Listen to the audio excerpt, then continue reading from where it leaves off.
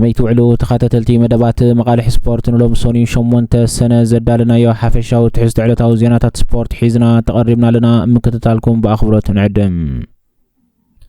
أسلطاني هاجراويت كانت إنجليز توماس توكل نكافة الإسبانياويت كلوب ريال مدريد جود بلينغهام أتنكيغوام توماس توكل جود بلينغهام مسكدامت 10 تحت جمرتي تصاوتي كسلو حسنت زلو بوتا كم زيبلون نوانج عالم كبيد نا وددر وغ كم زغاطمن غليصوم زدما دحرت إنجليز أنصار نيوزيلاند حدا ببارو استعوتتلو محزنتاو تصوتاي توماس توكل أبتراتي أكافة الإسبانياويت كلوب ريال مدريد زلو مرغص ينتصيروم بلينغهام أب مجمريا تصوتا نخاتو أب إيدي زمركوس تبايل مستحات توماس توكل بزي مجنان او كبل مليسوم بزي كازي توماس توكل نمرጫ كمتم 10 تحت زحايلو تጻوتي كم زيريو بمزراب اب كندون بلينغهام كما حدا كابتم 10 4 ويك 10 15 تጻوتي كوينو تروم بقصالي قير زخل غيرو كم زغصرو حبيروم ولقح ممرس ممراص انتلو توكل بلينغهام دحرت اقدمو بمسبرتي زغاطمو مدخام ሁሉ ብቃዓትና ተሐሳስባን ብምድአድ ኣብ ኣካላዊ ቦቱ ጉድለት ከም ዘሎን ኣብ ልምምድ ድማ ጥሜት ከም ዘርአየን ገሊጾም በሊንግሃም ብሰንኪ ዘጋጠሞ መስበርቲ ካብ 8 ጸወታት መጻርየ ብርባዕተ ጥራሕ ተሳቲፉ ሞርጋን ሮጀርስ በአንጻራዊ መጻርየ ጸወታት ኣብ ኩሉ 8 ጸወታት ተሳቲፉ ፍጹም እምነት ትኮል ምሊስዎም በሊንግሃም ቁጥር 10 ማልያ ሃገራዊት ጋንታ እንግሊዝ ክዋሃብ አንቆሎም ቶማስ ቱከል ግን ታክቲካዊ ተኩሩ ብጥብቂ ኣብ ሁሉ ህርመት ዲሲፕሊን ጋንታ ዕምቀት ጋንታን ናብ ዝለዓለ ደረጃ ንምብጻሕ ይሰርሕ ምህላው ኣነጺሮም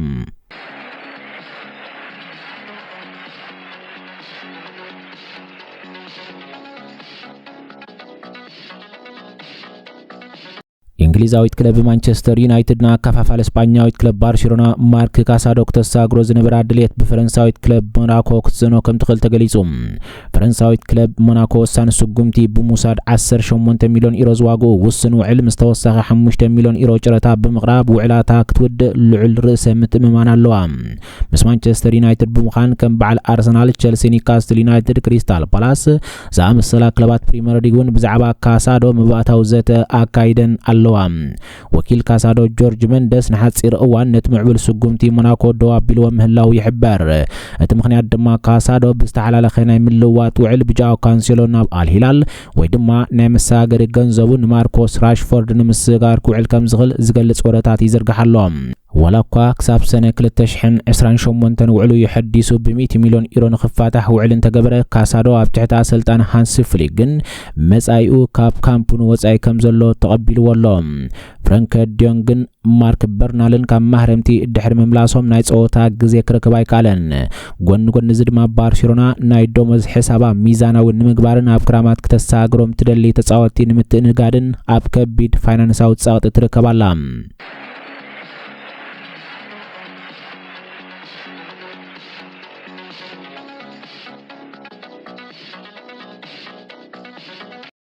እንግሊዛዊት ክለብ አርሰናል ነተጻዋታይ ክለብ በርማውዝ ኤሊ ጁኒየር ክሩፒን መፍራም ሐድሽ ዋጋ ቀሚጣ ከም ዘላ ተገሊጹ እንግሊዛዊት ክለብ ቸልሲን ፈረንሳዊት ክለብ ፒኤስጂ ነዛት ቃይ ክለብ በርማውዝ ንምስጋር ናብ ክለቡ ድሕሪ መቅራበን አርሰናል በወገና ናሳ ከዕውተን ይኽእል ዝበለቶ ስትራቴጂ ማለት ሐድሽ ዋጋ ቀሚጣ ክትብል ጋዜጣ ሚትሮ ስፖርት ሓቢራ ክሩፒ ካብ ፈረንሳዊት ክለብ ሎሪየን በ10 ሚሊዮን ፓውንድ ድሕሪ ምስጋሩ ምስ በርማውዝ 13 ሸቶታት አመዝጊቢዮም እዝወደ 19 ዓመት ተጻዋታይ አርሰናል ፕሪሚየር ሊግ ተዓዊታ ናብ ፍጻሜ ቻምፒየንስ ሊግ አውሮፓ ኮንተ በጽሐት ፈጥራው ነገር ዘይምርአያ ግን ጽቡቕ ተወሰኸ ኮይኑ ይርአ አርሰናል ንክሩፒን ምፍራም ኣብ ዝካየድ ዘሎ ውድድር ትመርሕ ትመስል ኳንተ ነበረት ዝሓለፈ ሰሙን ግን ፈረንሳዊት ክለብ ፒኤስጂ ምስ እንግሊዛዊት ክለብ ቸልሲ ንምፍራም ዝተጻዋታይ ተገዳስነት ከም ዘለዎን አፍሊጠንየን ፈረንሳዊት ማዕከን ዜና ፉት ማርካቶ ከም ዝሓበረቶን ትራ ኮይኑ በርማዝ ንክሩፒ ክትሸጡ ኣስታት 100 ሚሊዮን ፓውንድ ክትሓትት ምዃናን ማንቸስተር ሲቲ ባርሴሎና ባየር ሙኒኽን ነዚ ተጻዋታይ ንምስጋር ይግደሳ ከም ዘለዋ ገሊጻላ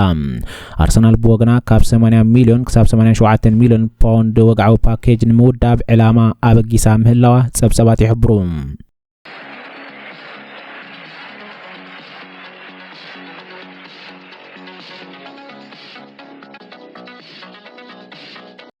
نبقى زينا مسنسجر هولنداويت كلب فوينر دحري قمقام نايز حلف عامة سبورت وصيتان روفين فان بيرسي كاب سرحو باريراتو كمزلا أفليتام دايركتور سبورت تا كلب ديفي ريغاوس تا كلب زمت عامة سبورت روفين فان بيرسي وانا سلطاني أكوين كغتل كمزيكل بوزح قمقام وصيدا كمزبارروتو أرقاقي تسلام زي دايركتور كلب بروغ نبر زحلف عامة سبورت نابتا كلب مستتنبر داق مقمت كمزقبر عمل كيتونيريوم كموصي ترمات كعي كلبات أرسنال مانشستر يونايتد نبر روفين فان بيرسي نفوينورد لعلي حاد عامة سبورت دحر معلام أب موسي أف دق ترايوم فوينورد أب إير ديفيزي كالاي درجة حزاك تزاز مكان تخالت أم مجمر نايت عامة سبورت جن بزح قال آتيولان يريوم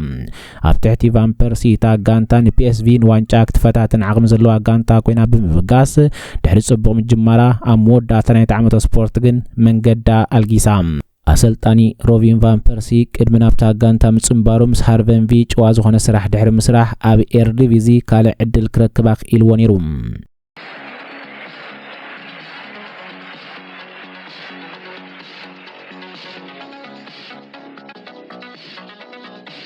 سويسرلانداوي تጻዋታይ ግራንት ዣካ ምስ ደቂ ጋንቱ ኣብቱን ዋንጫ ዓለም ሒዞሞ ዘለው ናይ ልምምድ ቦታ ኣትማን ከም ዘለዎ ኣብ ልዕል ተጠንቀቕ ኣትዮም ምህላዎም ተገሊጹ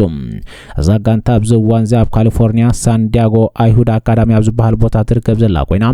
እቲ ቦታ ንመዳለዊ ዋንጫ ዓለም 2026 ማእከል ክኸውን ብፊፋ ሙሉእ ብምሉእ ተቐባልነት ረኺቡ እዩ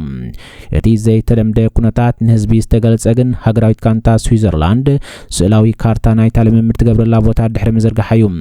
بقلت دماتا بوتا كم وقلاويت منبرو تمن تفايلا تسيما كم زلا يزغلص اتا بوتا نابتا بسان دياغو زركب صعق اتكلتي تطمت بمخانان انسسا زغدامت كبابي بتفطراو منجد سحبت تفطر كانشليا سانتياغو كاونتي 4 عينت مرزامات اتمان كم زلوا دما يغلص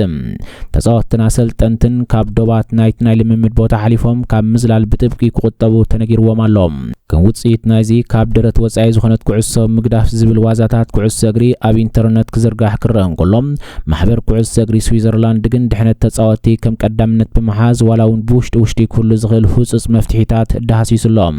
ولا قاتم مرزاماتات ماننتلو تا غانتا غنا بوتا ناي مدلاو مدباتا كتقصلن كلام كاب غانتو زياده عب تخرت كوها وزحته حلقه غانتا جراند جاكادما تطنققو كبل ملوخ تحليفهم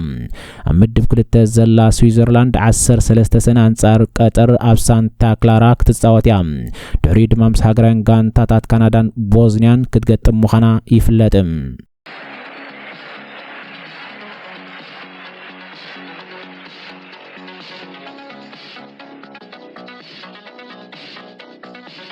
اب موداتا مانشستر سيتي نتጻዋታይ ክለብ ኖቲንጋም ፎረስት ኢሊዮት አንደርሰን ንምስጋር ካልኣይ ጨረታ ክትቀርብ ትዳሎ ከም ዘላ ተገሊጹ